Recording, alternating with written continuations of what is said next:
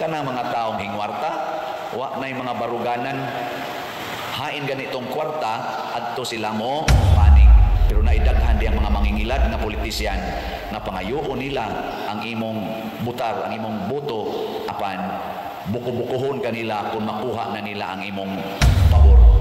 Ang mga politicians na kamaong musalig sa Ginoo, mo na'y atong unahon pagpili.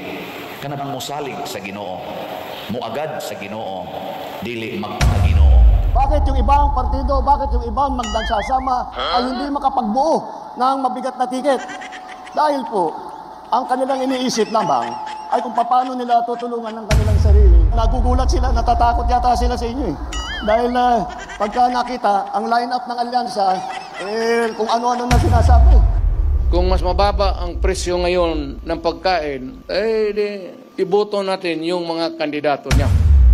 Ngayon, kung mas madali maghanap ng trabaho ngayon sa panahon niya, then doon ka.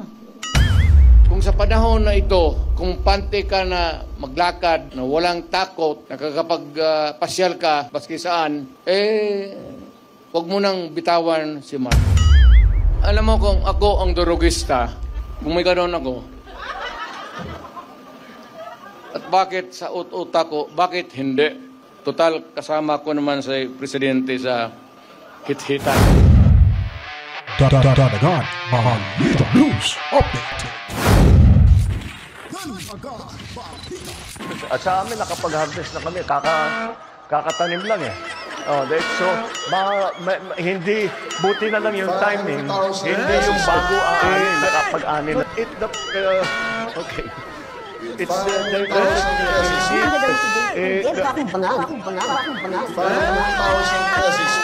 should I say milyonaryo? Sama-sama tayo, babago muli. Para maging milyonaryo.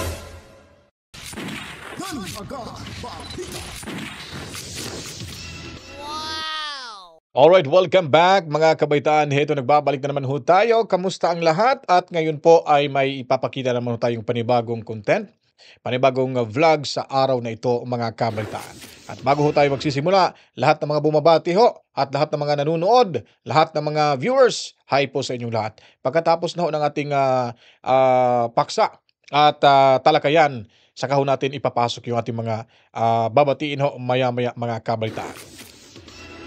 At yun nga po mga kabitaan, huwag niyo pong kalimutan mag-subscribe na ho kayo at para ho lagi tayo updated sa mga ganapan sa ating lipunan, pindutin ang notification bell and of course like, damihan niyo po yung likes ho natin, comment at i-share niyo po ang video ito. Huwag niyo pong i-skip yung ads na inyong mapapanood dahil yun po ay malaking tulong na ho yan sa inyong lingkod mga kabitaan. At papalakpakan muna natin pala itong 48,447 subscribers.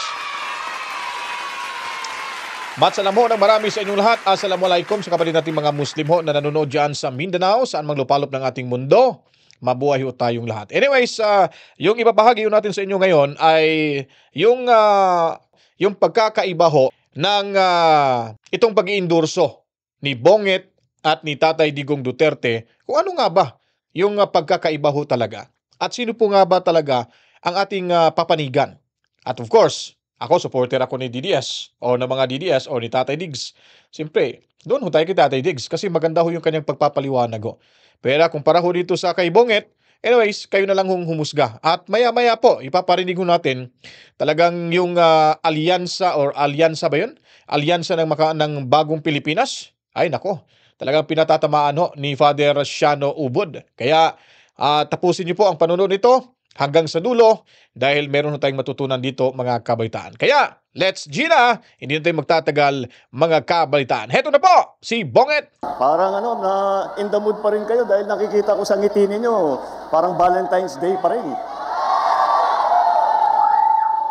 Sana ang pagmamahal na ipinapakita natin pag Valentine's Day, wag lang naman sana. Dito mga kabaitan, kahit may script na ho yan, ay talagang nautal at hindi niya pa ho mababasa ng insakto yung kanyang mga sinasabi ho dito. At balita ho natin, yung mga pumunta ho dyan kasi sa Davao to, sabi nila na may ibibigay daw na ayuda.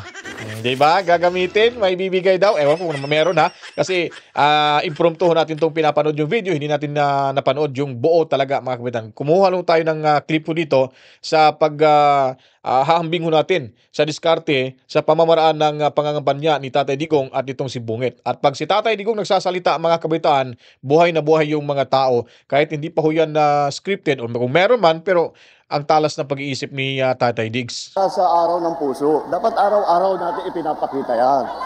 Yan po ang pangako ng ating mga kandidato. Araw-araw na sila ay nakaupo at nasa posisyon, araw-araw ipapakita nila, ipaparamdam nila ang kanilang pagmamahal para sa Pilipinas.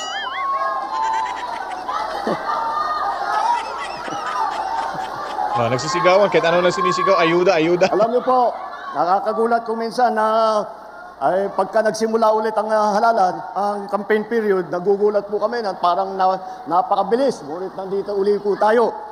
Ngunit, alam niyo po, kahit na national lang ang nagsimula ngayon at nandito ang ating mga national candidate, meron po tayong kasama na kumpleto na ticket sa buong Pilipinas na siguro mga 18,200 ang kandidato ng alyansa. At yan po ay buong buo, solid na solid, kagaya po ng ating mga kandidato para sa senador. Bakit po ganun? Bakit yung ibang partido, bakit yung ibang magdansasama ay hindi makapagbuo ng mabigat na tiket? Dahil po, ang kanilang iniisip lamang ay kung paano nila tutulungan ng kanilang sarili at manalo ng eleksyon. Ngunit dito po sa alyansa, kaya po ang tawag sa amin ay alyansa dahil meron kaming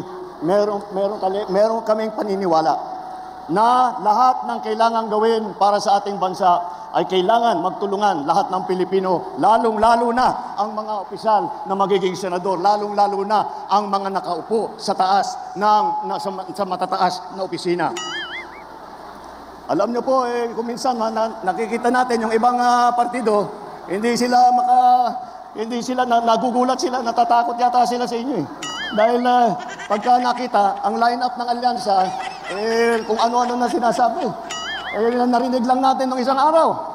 Wala daw pag-asa, siguro, kanina wala silang pag-asa, kaya papatay na lang sila ng 15 na senador. Talaga, bagay. Ngayon, binabala na naman yung pabiro ni Tatay Digong Duterte. Talagang kitid itong utak. Basta pagbangag, mga kabataan, makitid na, hindi na alam kung yung comprehension ba, kumbaga. Hindi na naintindihan yung sitwasyon. Ito binabala naman niya, ito naman yung gagamitin ho, nasisirain yung mga nasa linyada ho ni Tatay Diggs, mga kabalitaan. Mahirap naman yung ibang tao. Ang iniisip lang nila, ang kaisa-isang solusyon sa lahat ng problema ay pumatay pa ng Pilipino. Nakakapagtaka kung bakit ganun. Ngunit, maintindihan mo rin.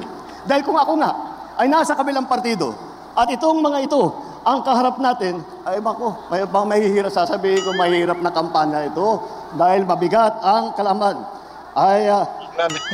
Mabigat ang kalaban dahil tignan yung muna kung tikilatisin natin sila ng isa't isa.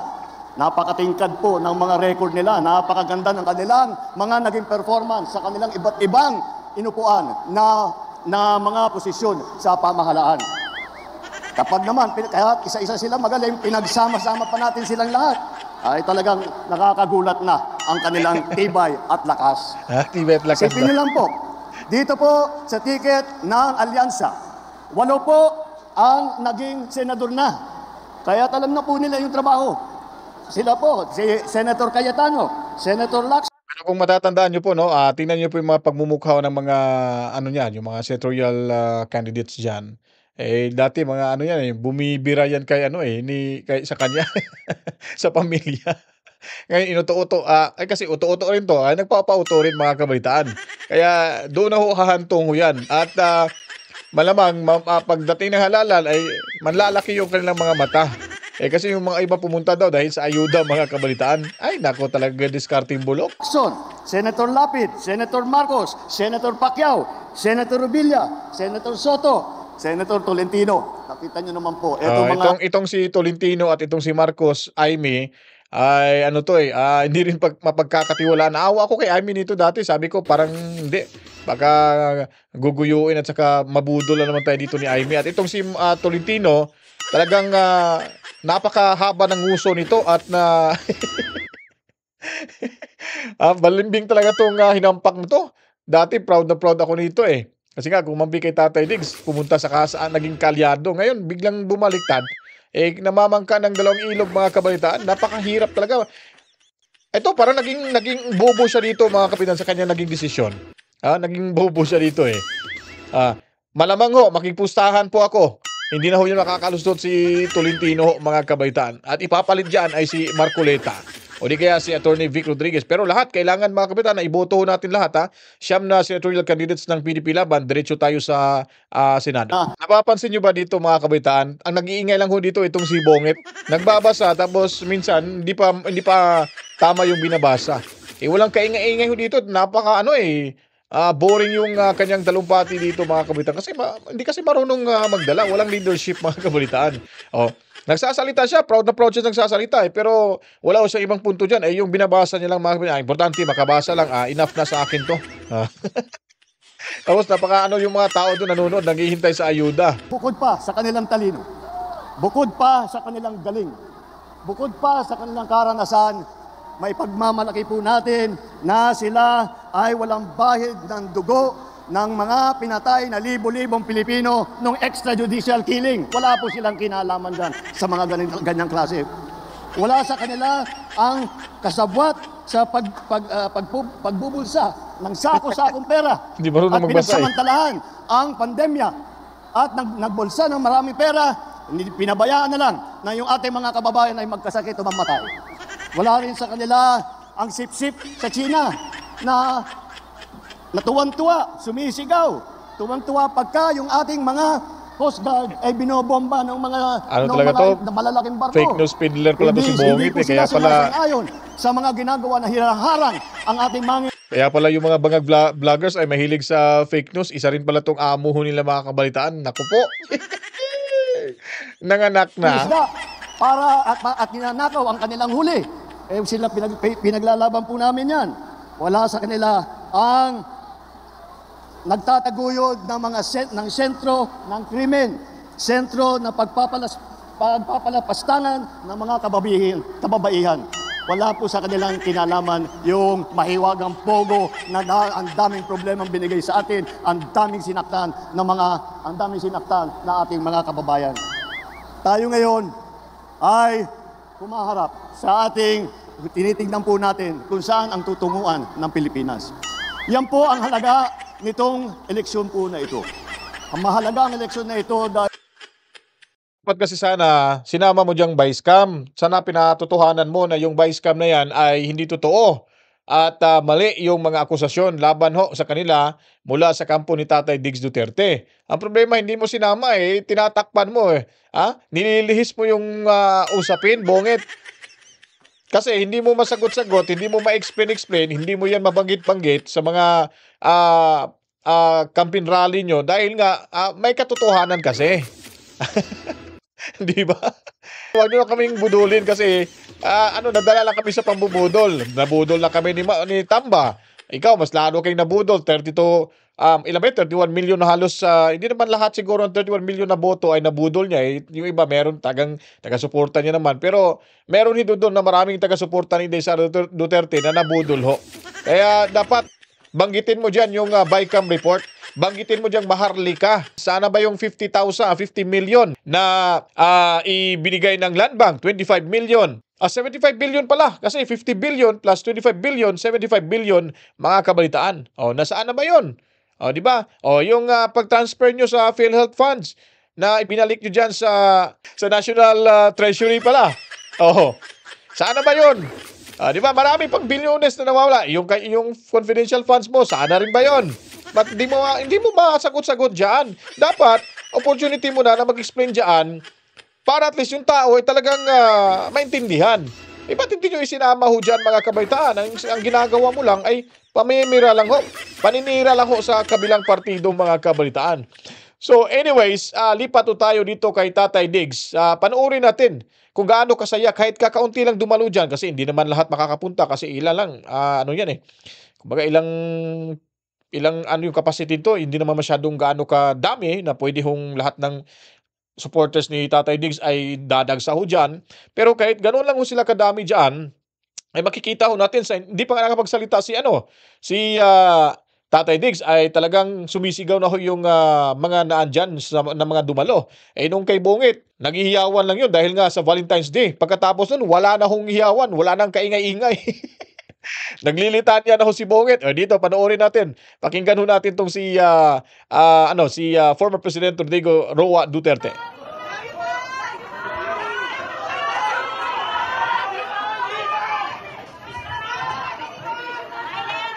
Alam mo, may sarili akong subject matters sa isip ko papunta dito. Problema, I just been handed, baka ito at yung plataforma, dito na lang tayo rin susunod. Baka ito yung mga issue na malapit sa tao, sa kanilang kahirapan o sa puso nila. Alam mo, I would like to,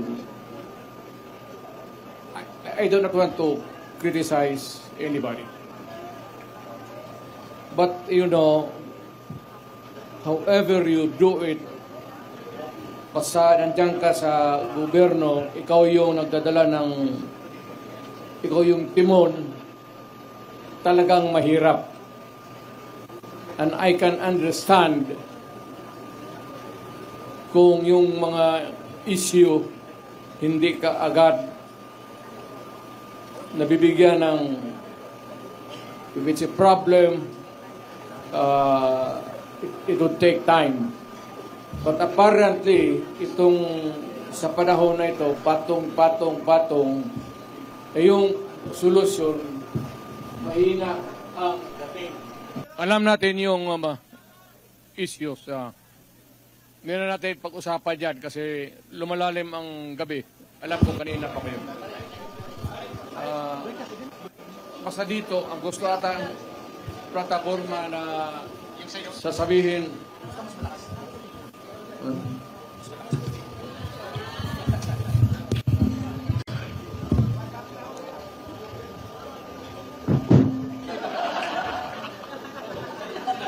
di ba? kalimutan ko ito nung Di ba? Napakasarap pakinggan at panoorin mga kabitan. Kahit pa simpleng joke lang ho ni Tatay Diggs, ay talagang catchy na ho sa mga nanonood ho dyan. Ganun ho talaga katindi ho si Tatay. Napaka-kwela ho itong si Tatay Diggs mga kabitan. Kahit ganong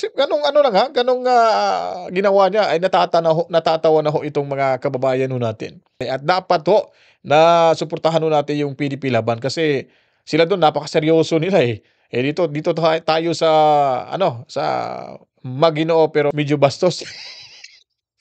Maginoo naman to si Tatay pero medyo bastos din to mga kabataan. Pero at least maganda yung liderato niya. May sense of leadership ho itong si Tatay Diggs pati na yung mga kasamahan dito.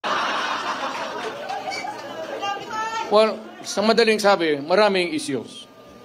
Hindi ko naman sinasabi na kaya natin kung tayo ang nandyan sa Malacanang. No, it's not that easy. I have been there. But the guy is simply taking his time to come up with the solution of the problem.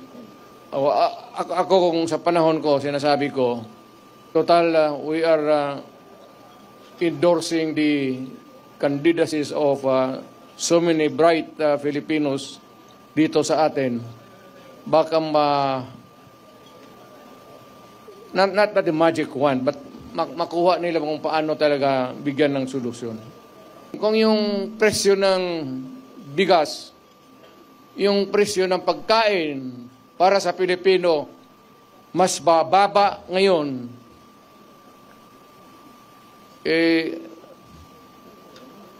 noong panahon na umupo si Presidente,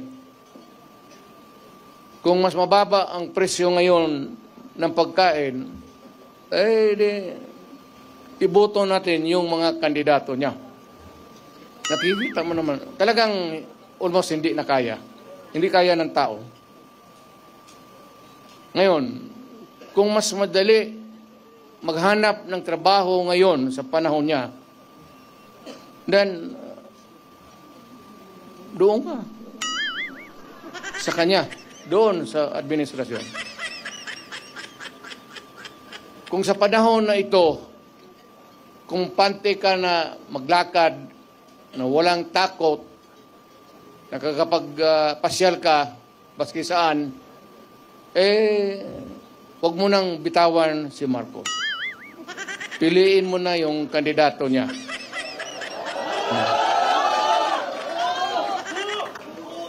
Pero pag sinasabi ko yung if it's easier for you to find employment or jobs now than before, then go for Marcos. Yan ang sabihin ko na medyo basic na hindi nila mahabol.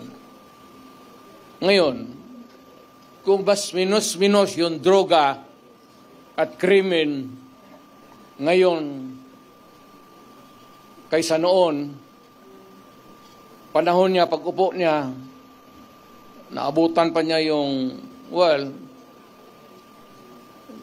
yung pinapairal natin na law and order.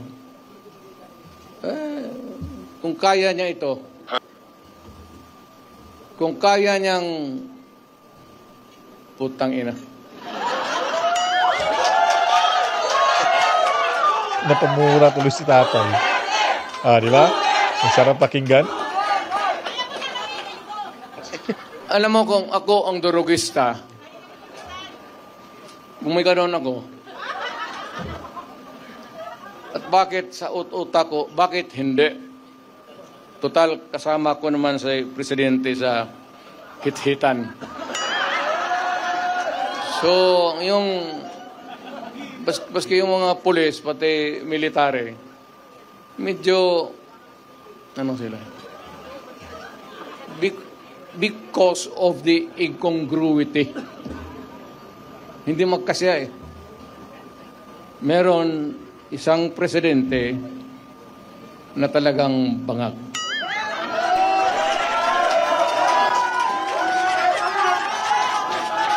Hindi naman buang, pero yung bisyo ng droga, long term yan. Maging ulol si Marcos,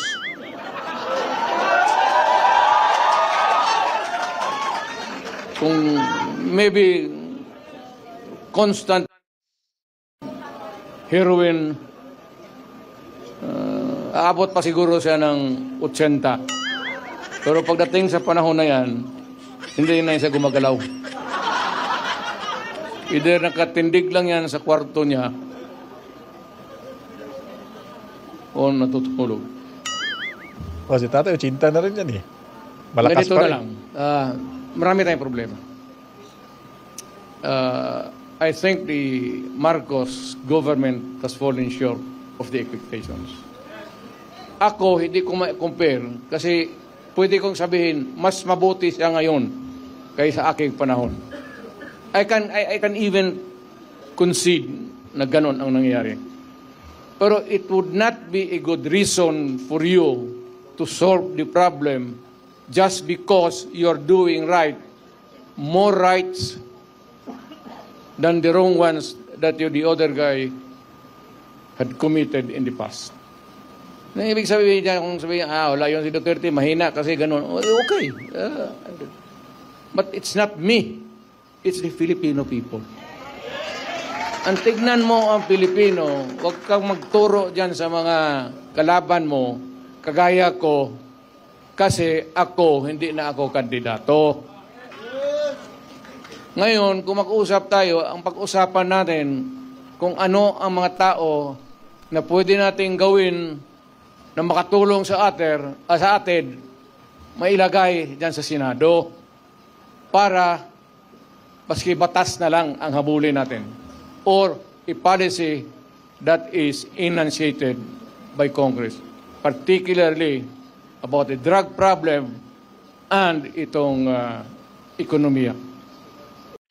O, di ba? Tingnan yung mga kabaitan. Napakaganda ho yung endorsement niya ho sa mga kandidato niya. Sinasabi niya, kung gusto niyo pa rin si Bongbong, sa tingin niyo, kulilat kami, o botohin niyo si Bongbong. O. Pero in-insert niya pa rin na pagiging bangag ho ni Bongit mga kabalitaan. At napakaganda ho. Huwag niyo tirahin si Tatay Digo kasi hindi naman siya ho kandidato. Yung sinasabi ito, papatay siya ng 15, joke lang yun 15 senators. Siniseryoso niya dito mga kabaitaan, di ba? Tingnan niyo.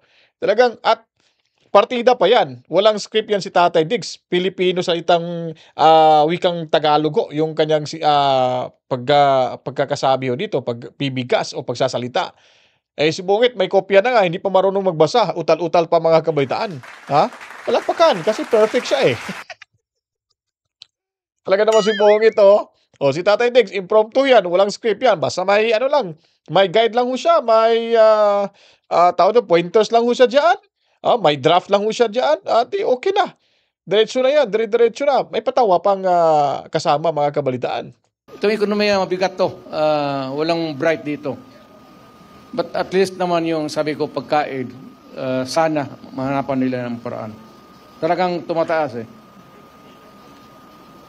Kaya I don't know how it operates now.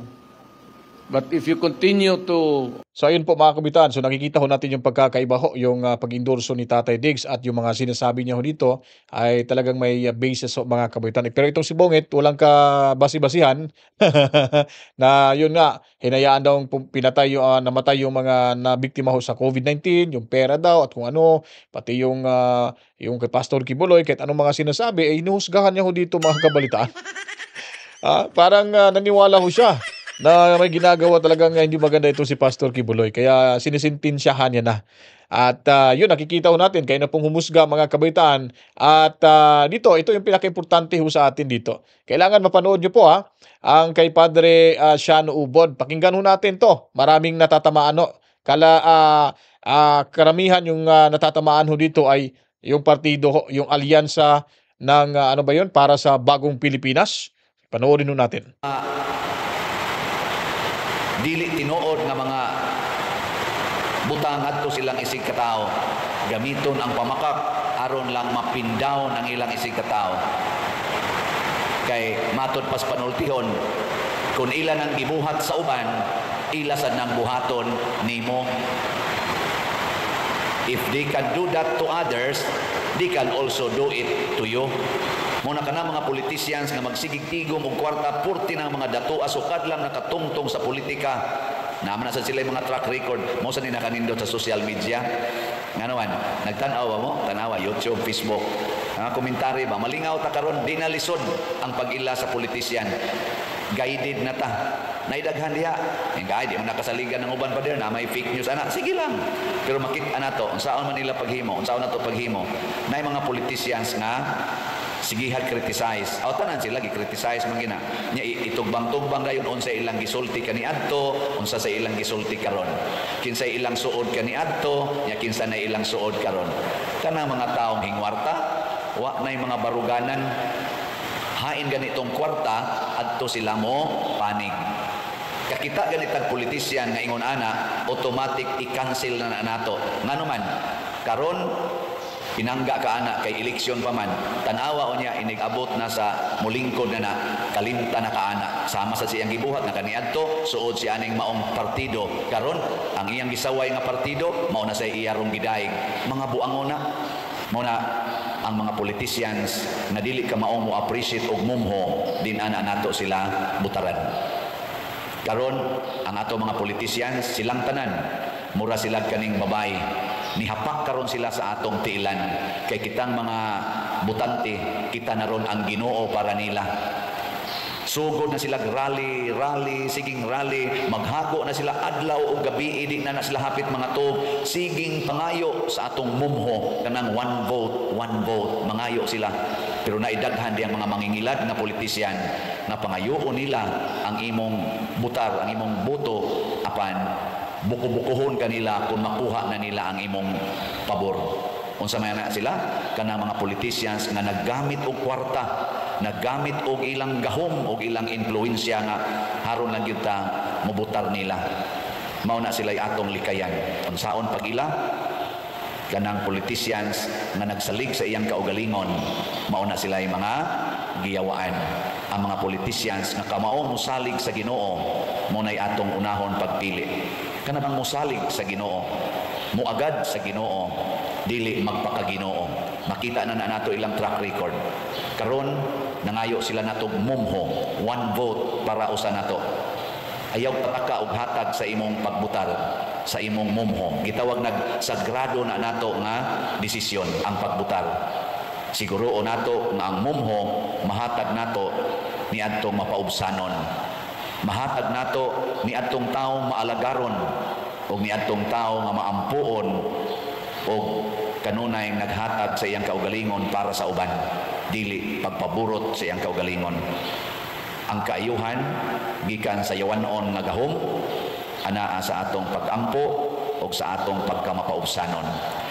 Ni last na lang lingi sa imong tupad. Ingna ayaw patakag-hatag sa imong mumho. Ingna ayaw patakag-hatag sa imong mumho. Ayaw pagdanghag paghatag ng imong mumho.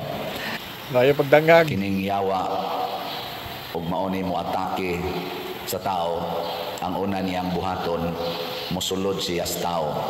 Labaw na ng mga politicians.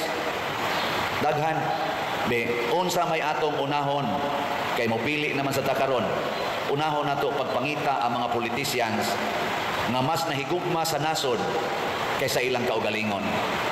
Mga politicians nga nahigugma sa mga kabus natong kaigsuunan kaysa ilang kaugalingon. Unsaon pagila? Kanang mga politicians nga dili magsigig padato sa ilang kaugalingon. Kanang mga politicians nga dili magsigig pamalit og bag-ong sakyanan, pahimog bag-ong yuta, pamalit og bag-ong yuta, pahimog mga bag-ong balay, hasta ilang mga gamit porti ng mga mahala, mao nay mga politicians nga gipangyawaan ang hunahuna. Makadaot na nato. Pilion na nato mga politicians nga dili magsigig panaot sa ilang isig katao, mubutang-butang og mga dili tinuod nga mga butang adto silang isig katao. Gamiton ang pamakak aron lang mapindaw ang ilang isig katao. Kay matod pas panultihon, kung ilan ang gibuhat sa uban, ila sa nang buhaton nimo. If they can do that to others, they can also do it to you. I-general ba? Kay matod pa sa philosophical principle, unsaon pag-check, naman tanang fact check. Unsaon pag-check na kining maong buhat maayo. Himo ako nung universal. Himo ang universal. Pananglitan kanang pagpamakak. Makaayo na dili. Tubag. Naman sa uban mo ingon, okay ra na father. Basta white lies. Kanya huna-huna ako no ang tanang tao maghimog white lies, kanatong gitawag og white lies. Kanang pamakak ba? Ginagmayng pamakak. Kitang tanan maghimo ta ginagmayng pamakak, mahimo na siyang dakong makak. Kanang pagtigom og kwarta, makaayo na dili. Oy, tubag. Pagtigom og kwarta, makaayo dili. Saan di man mo manubag? Makaayo dili. Sige, ibutang ko no i-universal. Nakitang tanang mga tao, ang atong unahon tigom yung kwarta. Unsay mahitabo? Way kauswagan ang katilingban. Ang sakto yun, ihatag yun ang kwarta, ipaambit ang kwarta. Muna ka na mga politicians nga magsigig tigom o kwarta, purti ng mga dato, asukad lang nakatungtong sa politika. Naman sa sila mga track record, mo sa ninakanindot sa social media. Nga naman, nagtanaw ba mo? Tanawa, YouTube, Facebook. Mga komentary ba? Malingaw ta karon, dinalisod ang pag-ila sa politician. Guided na ta. Naidaghan diha. Ang kaya, di mo nakasaligan ng uban pa din na may fake news. Anak, sige lang. Pero makita na to, unsaon man nila paghimo, unsaon na to paghimo. Na mga politicians nga, sige criticize. Aw tanan sila gi-criticize man gina. Nya itugbang-tugbang gayon unsa ilang gisulti kani adto, unsa sa ilang gisulti karon. Kinsa ilang suod kani adto, nya kinsa na ilang suod karon. Kanang mga taong hingwarta, wa nay mga baruganan hain ganitong kwarta adto adto sila mo panig. Kakita ganitag politisyan nga ingon ana, automatic i-cancel na nato. Ngano man karon pinangga ka ana kay eleksyon pa man, tanawa o niya inigabot na sa mulingkod na kalimta na kaana, sama sa siyang gibuhat na kaniadto suod si aning maong partido. Karon ang iyang gisaway nga partido mao na sa iyarong gidaig. Mga buangon na makita na nato sa social media ang ilang mga baruganan, kay may mukuhag mga recording mga sa ila laging pagsigig paningkamot ba kamao kay silang muhimo ana mo nang di na ta maglisod, tanawa lang social media. Bisan kita makakita man ta. Ako na sa ko'y makita bisan sa ato mga lokal nga mga kaning kandidata di man consistent ang kadaghanan. Kaniadto kontra sila, karon kuyog sila. Nya kadto sang iyang amigos una nga suod kay sila murag ikog og ulo. Kanang ikog og ulo ba magbuwag ba na? Mo tato iro magbuwag ng ikog ulo dili kuyog na sila. Pero karon mura na sa sila kiring og iro. May pag-iring og iro, magduog paghingda sila, dinautay na, kana mo na yung mga politicians nga wagi ayo. So muna, una, ang isig katao, maoy mas importante kaysa atong kaugalingon. Mao na'y unang prinsipyo nga atong barugan. Bisan dihas pamilya, bisan din sa simbahan, nganong nagtukod man tag mga balay, maghunahuna ta aning ingon ani karon muuwan. Hunahuna ako nutong atong nakita nga mga balay nga tarpulin ra ibutang gutay-gutay pag yung uban, porting lisura. Pero karon ato silang natukurag balay, at least mga 127 na kabalay ang atong natukod. Kaning 127 ka pamilya nga kaniadto magpayong sulod silang balay, karon bisag maguwan makatuog na gyud. Tarong-tarong. Imagine lang ninyo, tungod na sa inyong pagsigig palitan ng atong sitiyo tag 100 pesos lang, pero kay gi-share man, gi-share, why pagpangayog baos, nahitabo yun. Nakikita mo ba ang drama sa kongreso? Mga hearing na parang puro palabas lang sa entablado. Aid of legislation, pero harap-harap ang abuso kapag di ka sumunod. Contempt agad ang kalalagyan mo. Sila daw ang tagapagtanggol ng tao, pero karapatan natin, sila pa ang yumuyurak. Ito ang boses ng bayan, gusto nilang patayin kapag hindi ka pabor. Gusto ka nilang pigilin, paano aaseso kung ganito ang sistema? Laging sariling bulsa ang inuuna sa problema, kaya tayo'y gumising, huwag nang manahimik. Ang hustisya'y malabo kung sila ang hari. Huwag manahimik, tayo'y magsalita, ipaglaban ng tama, huwag mangamba. Tayo ang lakas, tayo ang simula, bayang gumising na sa maling sistema. Huwag manahimik, buksan ang bibig, sabihin ng totoo, huwag magpapasindak. Tayo ang liwanag, tayo ang lakas, isigaw ang hastisya, sama-sama sa laban. Ang pulis. Alright, yun po mga kabataan ang reaction video ho natin, at sana po inaintindihan nyo po yung sinasabi ni Father Shano Ubod. Ay kanyang sinasabi ho na marami mga politikong mapagpanggap po ngayon. Lalo na daw mga kabataan kung eleksyon na, kailangan ho nila yung ating mumho.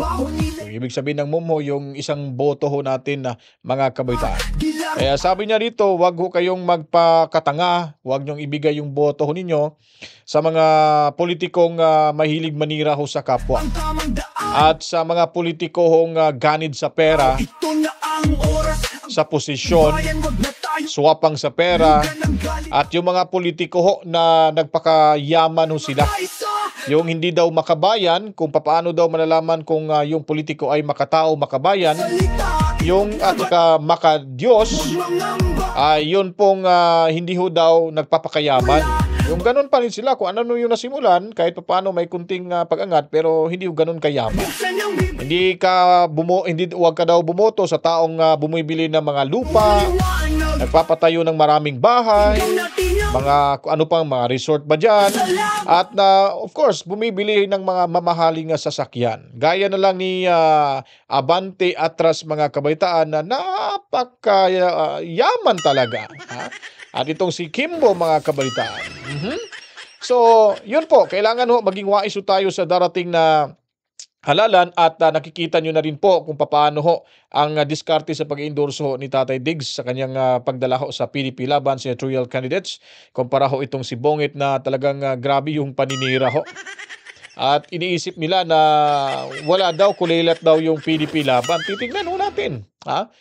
Maraming OFW na hanggang ngayon ay nadadagdagan pang taga-suporta sa mga Duterte. At yung 32 million na mga silent viewers o dyan at silent supporters ni Tatay Diggs ay walang ano lang yan, walang kibo lang yan, pero makikita nyo yung pwersa ho sa halalan mga kabalitaan.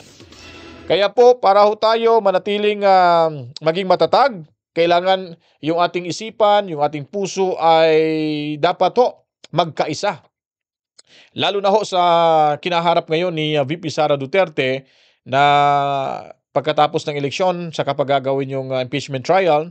At pag nanalo ho ito, yung siyam na kandidato, senatorial candidates ho ng PDP Laban, na maipaidiretso natin ito, maidiretso natin sa Senado, wala na ho tayong kabaho dito mga kabataan. Dahil wag ho tayong maniwala sa senatorial candidates line up ho ng Alyansa para sa Bagong Pilipinas dahil po ay mapaglinlang ho yan karamihan dyan ngayon. Dahil alam nyo po kung bakit, ay sila ho mismo bumaba na to dyan kay Bonget pero ngayon ay namamangka sa dalawang ilog. Itong si Amy Marcos mga kabataan. At ito naman si Balimbing Tolentino, wag nyo rin pong ipasok yan kasi wala namang nagawa sa Senado yan. Puro papugi points lang eh. Walang boses mga kabaitan. Lalo na ho si Erwin Tulfo. Ay nako. May ginagawang paggamit ng faking identity mga kabaitaan. Paano pa kaya pag pera yung pag-uusapan ho natin? Pag trabaho yung pag-uusapan ho natin, may magagawa ba yan sila sa Senado? Ito, pag sinabi ni Tatay Diggs na hindi pwedeng gawin yan, at kung ano yung paninindigan ni Tatay Digong Duterte, nakikita naman ho natin buong sambayan ng Pilipino, lalo na sa mga DD supporters. Ganon din ho yung mga tumatakbo ngayong senador sa kanyang partido. Kaya sila ho ang kailangan ho natin, ganitong klase mga partido, mga kabitan, ganitong klase mga pagkatao, klaseng politiko na may paninindigan, pagmamahal, totoong pagmamahal sa ating bayan at may malasakit sa kapwa. So kailangan ho, suportahan ho natin para maipapanalo natin si Inday Sara Duterte. Kailangan ipasok ho natin yung pwersa ng siyam na mga senatorial candidates at para naman magwagi si Inday Sara at kailangan na makatakbo ito si Inday Sara Duterte sa 2028 presidential elections dahil po the eagle from the south, siya lamang po ang makapagbibigay ng kaunlaran sa bayan ni Juan at kaayusan, kasaganahan, kapayapaan at of course mga kabitaan para naman sa magandang kinabukasan sa paparating pang henerasyon sa ating lipunan.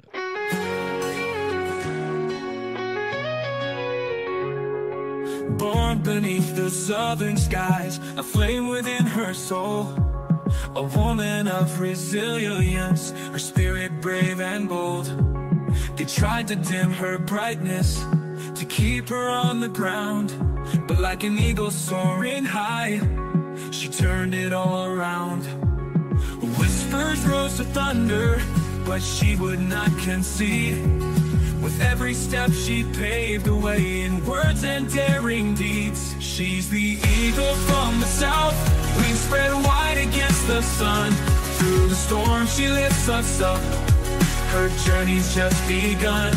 It can't silence what is true or chain her to the past.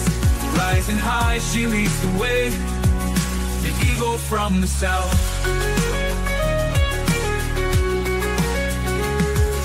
Shadows tried to cloud her path, and doubt began to creep, but she held on to her dreams. Their heights were hers to keep. They came at her from left and right, but she stood firm and strong. Their arrows couldn't pierce her heart, her will would march along.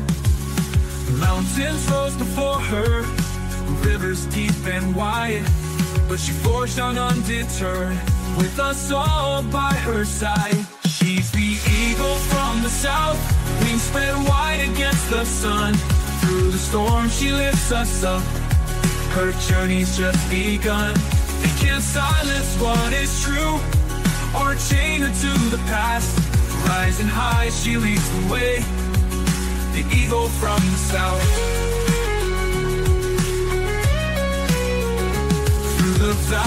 deep and shadows long, she never lost her way. Her courage is the melody that guides us day by day. The winds of change are blowing, a new dawn's breaking through. With her we find our strength inside, together we'll pursue. The voices of the many now echo loud and clear, a symphony of unity, dispelling doubt and fear. She beckons us to follow, to rise and take a stand. Like eagles we'll embrace the sky and heal this troubled land. The horizon stretches before us, a canvas yet untold. With her we paint a future bright, in colors brave and bold. She's the eagle from the south, wings spread wide against the sun. Through the storm she lifts us up. Alright mga kabitan, pasasalamatan din muna natin pala yung 48,470 subscribers. Maraming salamat! Rising high, she leads the way. Tuloy-tuloy lamang ho tayo sa panonood at subscribe ho kayo mga kabitan dahil si YouTube ho, si YouTube ay nagpadala ho ng mensahe sa atin.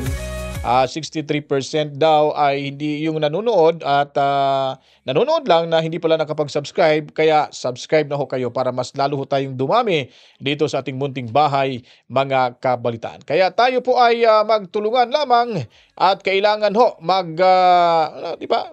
At i-share niyo po yung video para at least malaman ng karamihan kung ano po yung mga kaganapan sa ating lipunan. Ako po ay magpapaalam na at magkita-kits ho tayo sa susunod na mga oras at bago ho tayo magtapos dito, pasasalamatan muna natin yung ating mga avid viewers mga kabalitaan. Alright? So, maraming salamat po sa inyong lahat, lalo na ho sa mga sa mga moderators. Maraming salamat din po sa ating mga avid viewers, silent viewers, mga kabalitaan.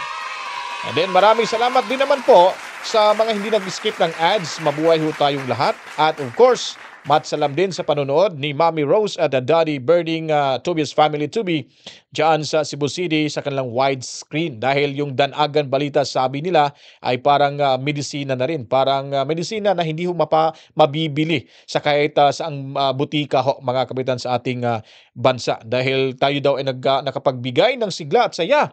Dahil senior citizen ho itong sila Mommy Rose at Daddy Berting mga kapitan. Salamat po! At yun po, ako po magpapaalam na. At kita-kits tayo sa susunod mga oras. To God be the glory. Mama! Chip chip! Mwah! Peace out!